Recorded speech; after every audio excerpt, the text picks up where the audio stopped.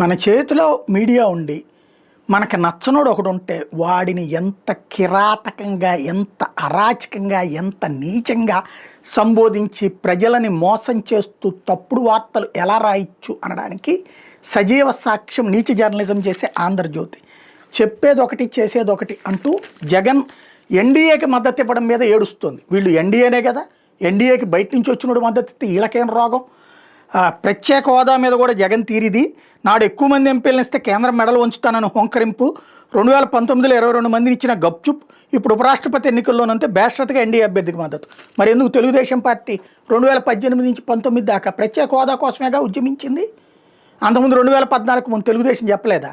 మరి 2018-19 మంది ఉద్యమించింది కాస్త ఓడిపోయిన తర్వాత మరి ఎందుకు బేషరతుగా మద్దతు ఇచ్చింది తెలుగుదేశం? నాడు ఎన్డీఏలో లేదుగా తెలుగుదేశం పార్టీ. ఉన్నటువంటి 3 ఎంపీలు బేషరతుగా మద్దతు ఇచ్చారుగా, పైగా 4 రాజ్యసభ సభ్యులు ఫ్రీగా ఇచ్చారుగా, పైగా మిగతా 2 రాజ్యసభ సభ్యులు కూడా బీజేపీ ఏ బిల్లు పెడితే ఆ బిల్లుకి బేషరతుగా మద్దతు ఇచ్చారుగా. మరి ఆ రోజున ఏమన్నా షరతులు పెట్టారా? లేదే. మరి అదే జగన్ దగ్గరకు వచ్చేటప్పటికి ఏడుపెందుకు? అది కూడా ఎన్డీఏకి ఇప్పుడు తెలుగుదేశం పార్టీ ఎన్డీఏలో భాగస్వామి, మద్దతు ఇస్తున్నది వైఎస్ఆర్ కాంగ్రెస్ పార్టీ, ఆ మద్దతు అడిగింది భారతీయ జనతా పార్టీ ఇస్తోంది. మధ్యలో వీళ్ళకెందుకు ఏడుపు?